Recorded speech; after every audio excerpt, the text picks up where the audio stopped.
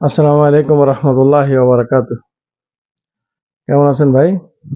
আচ্ছা, আলহামদুলিল্লাহ। কেমন আছেন? আলহামদুলিল্লাহ, আল্লাহ রাব্বুল আলামিন ভালো রাখছে। তো আপনি তো সৌদি আরবের একটা মসজিদে ইমামের দায়িত্বে আছেন। তো আলহামদুলিল্লাহ, এটা অনেক বড় একটা নিয়ামত আল্লাহ রাব্বুল আলামিনের তরফ থেকে আলহামদুলিল্লাহ। তো আপনার কাছে আমার সমসাময়িক বিষয়ে কিছু জিজ্ঞাসা আছে।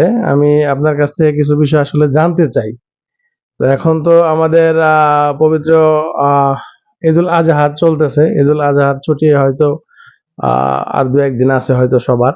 তো এই বিষয়ে কুরবানির বিষয়টা নিয়ে আমি একটু আপনার কাছে কৌতূহলী দুই তিনটা প্রশ্ন জানতে চাই।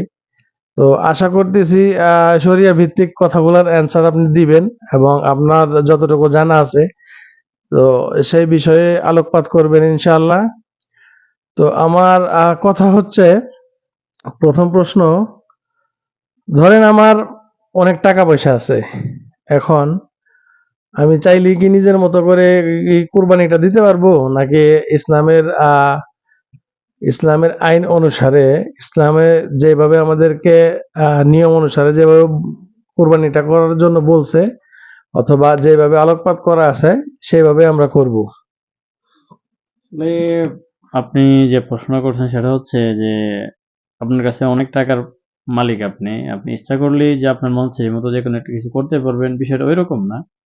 বিষয়টা হচ্ছে, মনে করেন আপনার উপরে যে আল্লাহ তাআলার প্রদত্ত বিধান অনুযায়ী কুরবানির যে একটা বিধান ওয়াজিব, ওইটা আপনার উপর ওয়াজিব, কুরবানিটা আদায় করতে হবে। দ্বিতীয়ত কথা হচ্ছে, মনে করেন আপনি যদি কুরবানির দেন, আপনার যে বিষয়টা যেটা আপনার উপর ওয়াজিব আছে যেটা, সেটা আপনার আদায় করতে হবে 100%। তো ওইটা আদায় করার পরে আপনি যদি ইচ্ছা করেন যে আমি এলাকার অসহায় গরিব বা অন্যান্য এতিম মিসকিন বা কোনো মাদ্রাসা, ওইরকম যারা অসহায় নিঃস্ব, যাদের কুরবানি দেওয়ার মতো সামর্থ্য নাই বা কুরবানি দিয়ে গোস্ত খাওয়ার মতো এরকম সামর্থ্য যাদের নাই, ওদেরকে আল্লাহর হস্তে খুশি করার জন্য, মানুষকে দেখানোর জন্য না, ওদেরকে খুশি করার জন্য, আল্লাহকে সন্তুষ্ট করার জন্য দিন আপনার পর যে বিধান আছে ওই বিধান আদায় করার পরে আপনি যদি কুরবানি করতে চান বা কিছু দান সৎকার হিসাবে কুরবানি করতে চান, তাহলে ওইটা ঠিক আছে। ওই এতটুকুই। আর তাছাড়া মনে করেন আপনার অনেক টাকা আছে এই জন্য যে আপনি মন চাহি মতো আপনি যা কিছু করবেন, বিষয়টা আসলে ওই রকম না।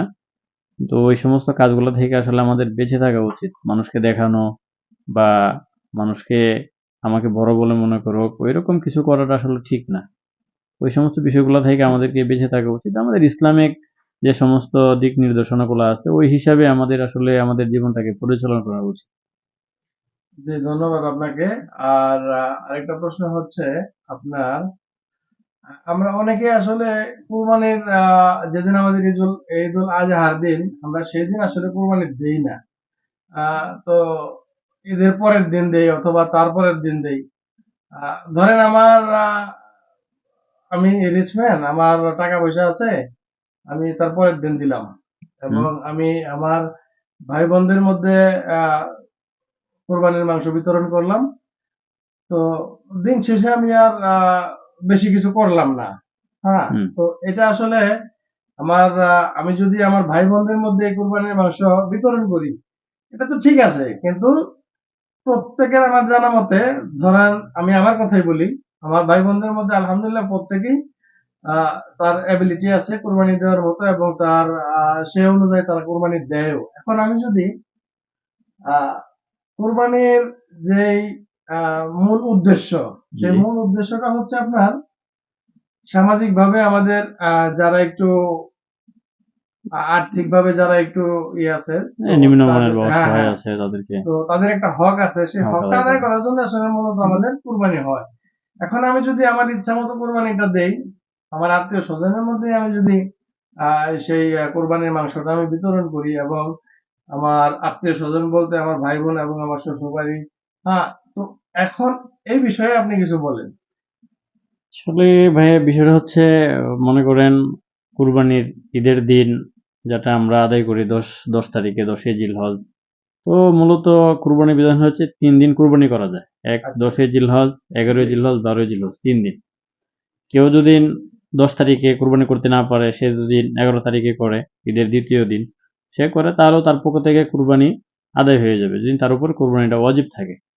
এবং কেউ যদি দ্বিতীয় দিন করতে না পারলো, তৃতীয় দিন যদি কেউ করে কুরবানিটা, তাহলেও সেটা ইসলামী শরীয়ত মোতাবেক সেটা আদায় হয়ে যাবে। তো আমরা যেটা করি সেটা হচ্ছে আমরা সবাই এই নিয়মভাবে, মানে সবাই সম্মিলিতভাবে আমরা 10 তারিখটাই, আমাদের বাংলাদেশ বলেন বা অন্যান্য কান্ট্রিগুলা এই তারিখটাকে আমরা বেশি প্রাধান্য দিই।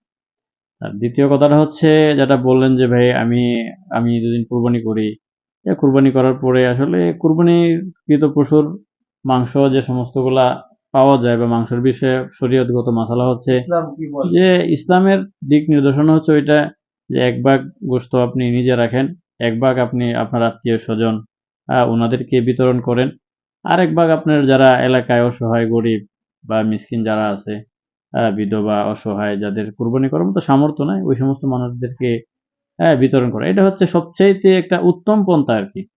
যে আপনার আত্মীয় স্বজনদের মধ্যে যদি গরিব মিসকিন থাকে ওনারাও তো দিতে পারেন, অথবা আপনার আত্মীয় স্বজনদের মধ্যে অনেকে আছে যাদের কুরবানি করার মতো সামর্থ্য নাই অথবা কুরবানি করছে, তাদেরকেও দিতে পারেন, কোনো সমস্যা নেই। কিন্তু বিষয়টা হচ্ছে যে কুরবানির মাংসটাকে কুরবানি করার পরে নিজের জন্য এক ভাগ রাখা, তারপরে আত্মীয় স্বজনদের মধ্যে এক ভাগ বিতরণ করা, আরেক ভাগ আত্মীয় স্বজন ছাড়া এলাকার যারা অসহায় গরিব মিসকিন আছে ওনাদের মাঝে বিতরণ করে দেয়, এটাই সবচাইতে উত্তম আর কি। আর তাছাড়া আপনি যদি ইচ্ছা করেন যে না, আমি আমার কুরবানিকৃত গোশতের পশু আমি এক টুকরা মাংস আমি কাউরে দিব না, সেটা আপনি ইচ্ছা করলে আপনি নিজেও খাইতে পারেন। মানে এই ধরনের এখন বর্তমানে ধন্যবাদ আপনাকে।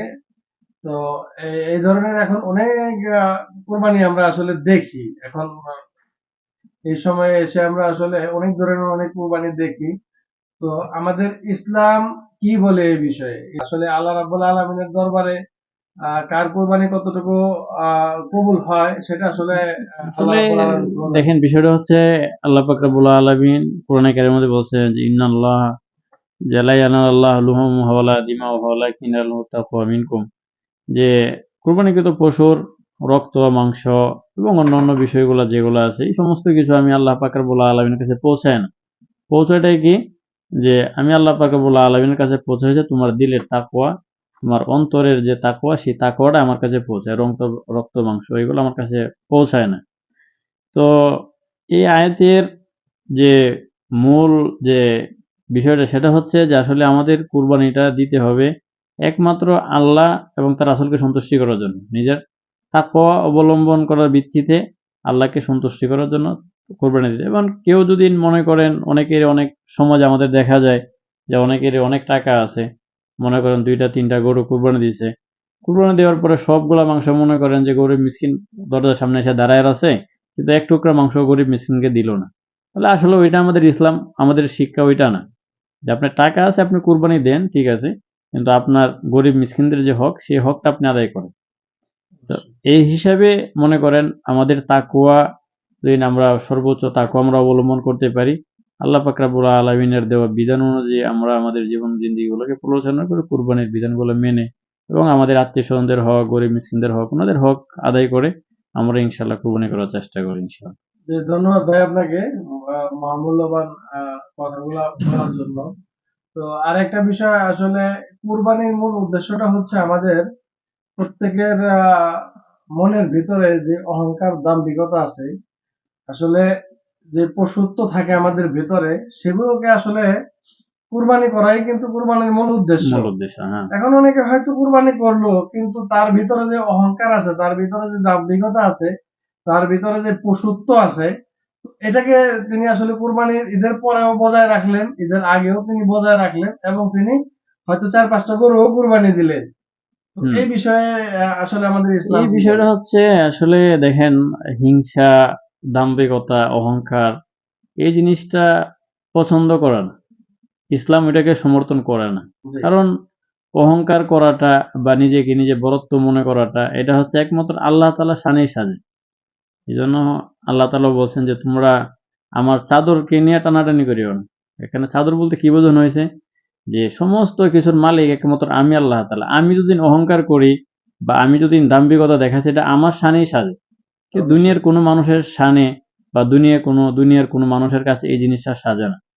কারণ দাম্ভিকতা, অহংকার এটা ইসলামের সম্পূর্ণভাবে নিষেধ। আপনাকে অসংখ্য ধন্যবাদ আমাদের আজকের এই অনুষ্ঠানে আসার জন্য। ভালো থাকবেন। আসসালামু ওকে, আলাইকুম ধন্যবাদ। রহমতুল্লাহি আসসালামু ওয়া আলাইকুম।